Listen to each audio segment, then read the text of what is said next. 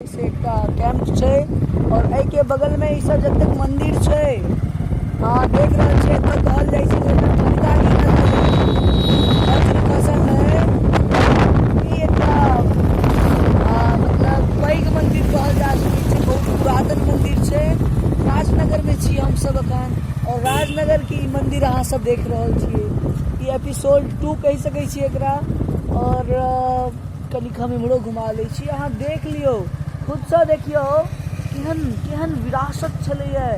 दरभंगा महाराज के द्वारा ई सब निर्मित छै और आइ के डेट में ई सब अपना भाग्य पर कायम रहल छै। तऽ ई चीज छै, केओ एकरा देख रेख करै वाला नहीं छै।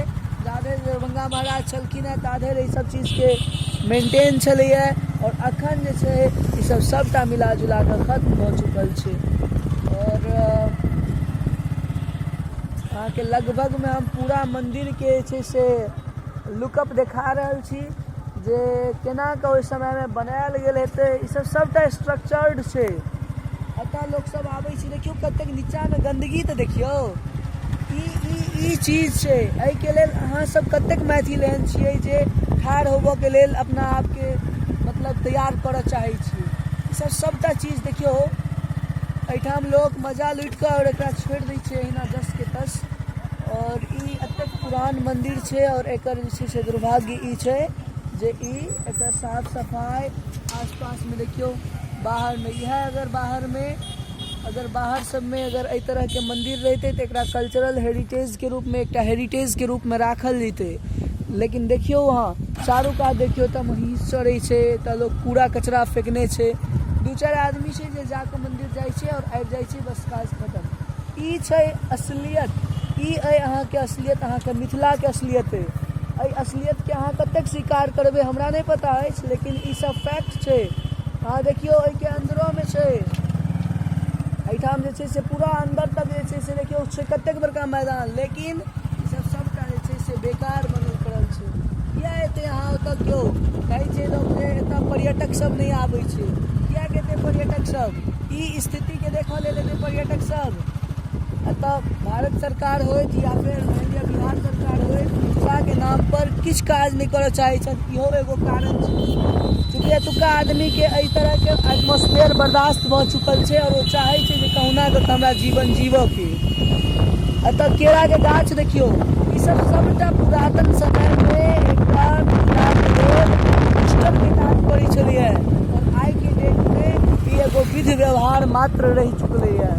तऽ एतऽ देखियौ पेड़ पौधा, एकटा अहाँके बुझायत हमसब 1950 के सदी में छी, 60 के सदी में छी। और ई सब द्वार देखियौ, जेना बुझा रहल छै कतेक पैघ द्वार छै और मने अलौकिक जगह छै। एहि राजनगर के अगर संवारै में सबसे बड़का हाथ रहितै तऽ ई मंदिर एकटा पैघ उपलब्धि दऽ सकै छलैए राजनगर के। मुदा एहिठाम के लोग, आदमी के सोच और ई सब सबटा चीज जे छै अहाँ देख सकै छियै। हमसब ओ सीन अहाँके देखा रहल छी जे सीन नॉर्मली अहाँ एतऽ आबैत हैब तऽ नहीं ध्यान दैत हेबै, परंतु हम अहाँके देखा रहल छी। अखन एहि के लेल शायद किछु काज चलि रहल छै, पता नहीं, गिट्टी तिट्टी तऽ खसलै है और मालूम नहीं ई चीज केहन काज चलि रहल छै से नहीं मालूम। और जे छै से देखियौ ई खंडहर सबके ध्यान से देखबै, ई खंडहर सबके, एहि खंडहर के राजनगर के दुर्भाग्य भेटलै और ई खंडहर में तब्दील भऽ गेलै। एहिठाम जतऽ हजारों पर्यटक के एबाक चाही प्रतिदिन, हजारों पर्यटक प्रतिदिन आबि सकै छलैए, लेकिन ई आब तब्दील भऽ चुकल छै खंडहर में। ताहि दुआरे कथी लए केओ पर्यटक अहाँके मिथिला में आयत? कथी लए? जनक जानकी सीता कहबी लेल छै। एहिठाम के लोग के कोनो फर्क नहीं पड़ै छै जे अहाँ अपन सभ्यता संस्कृति लेल फाइट करबै। देखियौ तऽ कतेक पुराना चीज छै और हमरा बुझाय किछु अतिक्रमण के सेहो एहिठाम पैघ अथी छै। चारू साइड से जे छै से अहाँके लेफ्ट साइड के देखियौ नजारा, नजाकत छै, नजारा नहीं नजाकत छै। लेकिन की करबै, ई चूँकि सबटा जे छै से मैथिली संस्कृति संस्कार के खत्म होबऽ के एकटा ई परिचय छै, ई एकटा उदाहरण छै जे नहुए अहाँ सब देख रहलियै ये।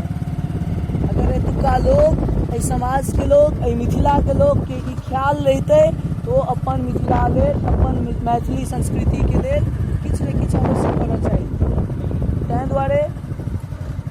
के अहाँ कम पैघ चीज नहीं बुझियो, बहुत बड़का चीज छै। हम सब यहाँ देने कोशिश करै छी जाके, और अहाँ सबके लगातार हम सब देखा रहल छी।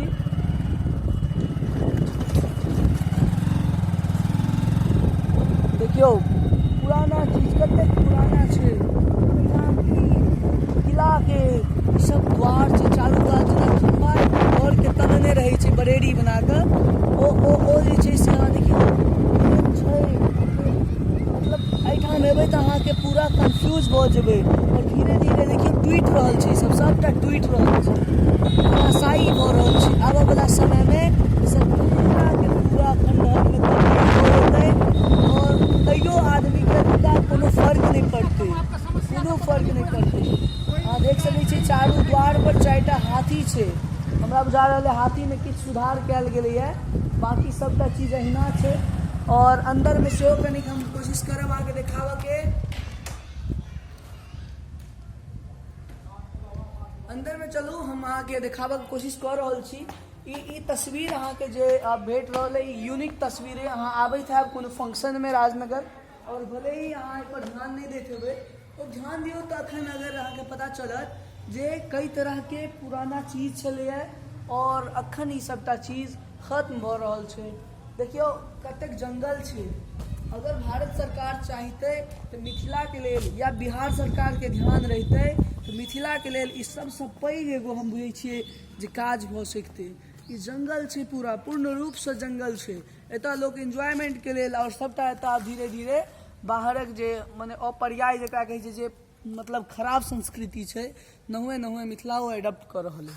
ई देखियौ जेना बुझा रहल छै ने सिक्कड़ होइ छै ने, चारू कात जे खंभा छै ई एकदम सिक्कड़ जेना छै।